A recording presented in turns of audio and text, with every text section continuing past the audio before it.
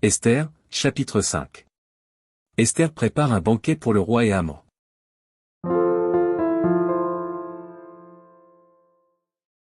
Le troisième jour, Esther mit ses vêtements royaux et se présenta dans la cour intérieure de la maison du roi, devant la maison du roi. Le roi était assis sur son trône royal dans la maison royale, en face de l'entrée de la maison.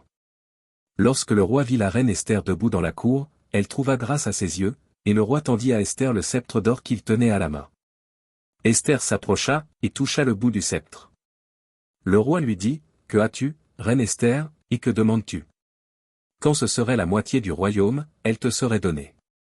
Esther répondit, « Si le roi le trouve bon, que le roi vienne aujourd'hui avec Haman au festin que je lui ai préparé. » Et le roi dit, « Allez tout de suite chercher Haman, comme le désire Esther. » Le roi se rendit avec Haman au festin qu'avait préparé Esther.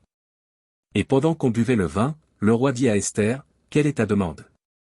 Elle te sera accordée. Que désires-tu ? Quand ce serait la moitié du royaume, tu l'obtiendras. » Esther répondit, « Voici ce que je demande et ce que je désire.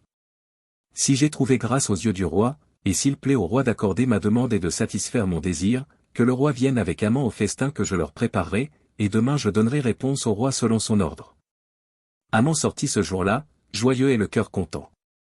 Mais lorsqu'il vit, à la porte du roi, Mardochée qui ne se levait ni ne se remuait devant lui, il fut rempli de colère contre Mardochée. Il sut néanmoins se contenir, et il alla chez lui. Puis il envoya chercher ses amis et Zeresh, sa femme. Haman leur parla de la magnificence de ses richesses, du nombre de ses fils, de tout ce qu'avait fait le roi pour l'élever en dignité, et du rang qu'il lui avait donné au-dessus des chefs et des serviteurs du roi.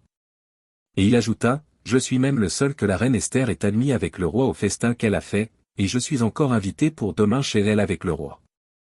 Mais tout cela n'est d'aucun prix pour moi aussi longtemps que je verrai Mardochée, le juif, assis à la porte du roi. » Zeresh, sa femme, et tous ses amis lui dirent, « Qu'on prépare un bois de 50 coudées, et demain matin demande au roi qu'on y pende Mardochée, puis tu iras joyeux au festin avec le roi. » Cet avis plut à Haman, et il fit préparer le bois.